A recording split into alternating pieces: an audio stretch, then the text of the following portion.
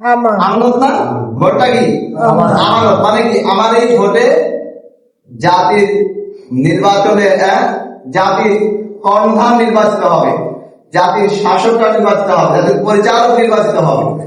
তো এই আমানতটা, আমার এই ভোটে একটা আমানত, আমার এই ভোটে ছিল আমার সমর্থনে একটা নেতা তৈরি হবে। এই আমানতটা আমি কাকে দিব? আল্লাহ বলছেন যে প্রাপক, যে প্রাপ্য, যার পাওয়ার, যে আমানতদার, যে আমানত রক্ষা করতে পারে তাকে কি তাকে দেবে। তাহলে আমার এই ভোটটা হচ্ছে কি আমানত, আমানতটা দিতে হবে কাকে? যে আমানতদার ব্যক্তি কি তাকে দিতে হবে না? ইন্নাল্লাহ ইয়ামুরুকুম, আল্লাহ তোমাদের অর্ডার করছেন, হুকুম করছেন, আদেশ করছেন যে আমানতটা আমানতদার লোকের দিকে দাও। এখন আমানতদার লোক আমাদের দেশে আমার খুঁজতে হবে। এখন আলহামদুলিল্লাহ বাংলাদেশ জামাত ইসলামের যে সমস্ত নেতা সমূহ, অন্যান্য দলের মধ্যে দল সহ, বাংলাদেশ জামাত ইসলামী সহ বাংলাদেশ যত নেতা আছে তাদের মধ্যে থেকে আমাদের জামাত ইসলামী নেতাদেরকে আপনাদের কি মনে হয়? তারা কি আমানতদার বলে মনে হয় আপনাদের? কি আপনাদেরকে আমানতদার বলে মনে হয়? তারা যে আমানতদার এটার প্রমাণ তারা ইতিপূর্বেও কি দিয়েছে। ইতিপূর্বে দুইজন মন্ত্রী ছিল, নিজামী সাহেব, মতিউর রহমান নিজামী সাহেব এবং কি আলী আহসান মোহাম্মদ মুজাহিদ। তারা আলহামদুলিল্লাহ এই আমানতের একটা পয়সাও খেয়ানত করে নাই। অনুবীক্ষণ দিয়ে পরীক্ষা করে তাদের 1 টাকা দুর্নীতি বাই করতে পারে নাই। কোটি শত শত কোটি টাকা লেনদেন করছে তারা, কিন্তু 1 টাকার দুর্নীতি করে নাই। আলহামদুলিল্লাহ তারা আমানতের একটা পয়সাও খেয়ানত করে নাই। বাংলাদেশ জামাত ইসলামের নেতারা যে আমানতদার তার প্রমাণ তারা ইতিপূর্বে দিয়েছে, আবার বর্তমানেও দিচ্ছে। আপনারা দেখেছেন যে 5-5টা বিশ্ববিদ্যালয় নির্বাচন হয়ে গেল না? আমাদের এই সমস্ত স্টুডেন্টরা, ছাত্ররাই ভোট দিয়েছে যারা ভার্সিটিতে পড়ে। আলহামদুলিল্লাহ তারাও ভার্সিটির আমানত একজন আমানতদার লোকের হাতেই তুলে দিয়েছে আলহামদুলিল্লাহ। এবং তারা ইতিমধ্যেই তারা দেখিয়ে দিয়েছেন তারা যে আমানতদার, তার প্রমাণ তারা দেখিয়ে দিয়েছেন আলহামদুলিল্লাহ। ঢাকা বিশ্ববিদ্যালয়ের ভিপি সাদিক কায়েম আলহামদুলিল্লাহ ইতিমধ্যেই ঢাকা ভার্সিটিটাকে একটা মিনি সিঙ্গাপুর বানায় হয়েছে আলহামদুলিল্লাহ।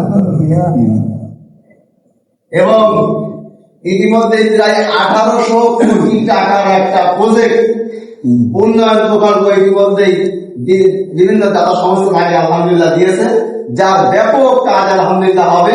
এবং সাদিক কায়েম বলেছে যে আমরা যে ওয়াদা করেছিলাম যে যে পরিমাণ কাজ করব তার থেকে 5 গুণ আরো বেশি কাজ করবো ইনশাআল্লাহ।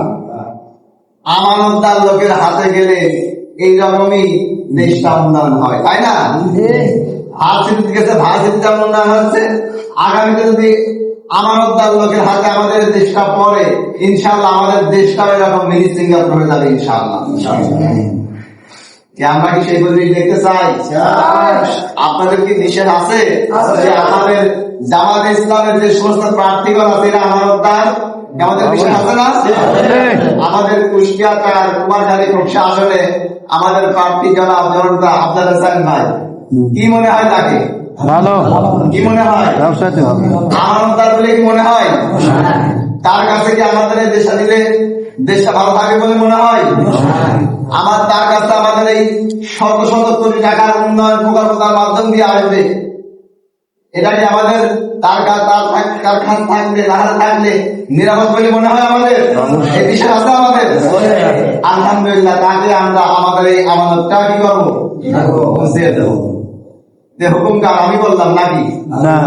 ইন্নাল্লাহ ইয়ামুরুকুম, নিশ্চয় আল্লাহ তোমাদের অর্ডার করছেন আন তুআদ্দুল আমানাতি ইলা আহলিহা, যাবতীয় আমানত সমূহ আমানতদার লোকের হাতে পৌঁছায়। বিশেষ করে এই আমানত পৌঁছানোর দায়িত্বে আমাদের যুবকদের বেশি বেশি করে এখানে অগ্রণী ভূমিকা রাখতে হবে। আলহামদুলিল্লাহ বাংলাদেশের তরুণ যুবকেরা ইতিমধ্যেই তারা জেগে উঠেছে। জেগে উঠেছে বলেই আজকে আমরা এইভাবে কথা বলতে পারছি, তাই না? তরুণ যুবকের যদি না থাকতো তাহলে কি আমরা এরকম কথা বলতে পারতাম না? আমরা তো সেই ঘরে ঘরে পলা থাকা লাগতাম। তরুণ যুবকরা জেগে উঠেছিল বলেই আমরা এখানে বুক খুলে কথা বলতেছি, আলহামদুলিল্লাহ। তো এই তরুণ যুবকদের আর একবার জেগে উঠতে হবে। সেই জেগে ওঠাটা কি? দেশে আর আমরা কোন চোর চিরানি বাটপারি চাঁদাবাজি দুর্নীতি আমরা দেশে রাখবো না, ইনশাআল্লাহ। চুরি চিরানি বাটপারি দুর্নীতিবাদী রুখতে হবে। এই চাঁদাবাজ দুর্নীতিবাজ সব বন্ধ করতে হলে এই দেশটাকে একটা আমানতদার লোকের হাতে আমাদের পৌঁছায় দিতে হবে। এই দেশের শাসনভার আমাদের আমানতদার সৎ দেশপ্রেমিক লোকের হাতে দিতে হবে। আলহামদুলিল্লাহ, সেই আমানতদার সৎ দেশপ্রেমিক লোক কারা? জামাতে ইসলামের নেতারা। কি যুবকরা, আমরা কি শপথ গ্রহণ করতে পারি?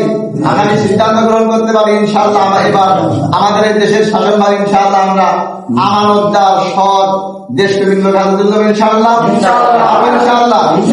তাহলে আগামী নির্বাচনে আমাদের সমস্ত টাকার চিন্তা বাদ দিয়ে, সমস্ত লোক লালসার চিন্তা বাদ দিয়ে, কেউ দায়িত্ব তার পাঁচ চলে গেলাম এই চিন্তা বাদ দিয়ে এবার সিদ্ধান্ত হবে আমরা এবার আমাদের দেশটাকে দুর্নীতি মুক্ত করবে, ইনশাআল্লাহ। চুরি মুক্ত করবে, ইনশাআল্লাহ। এবার চাঁদাবাজ মুক্ত করবে, ইনশাআল্লাহ।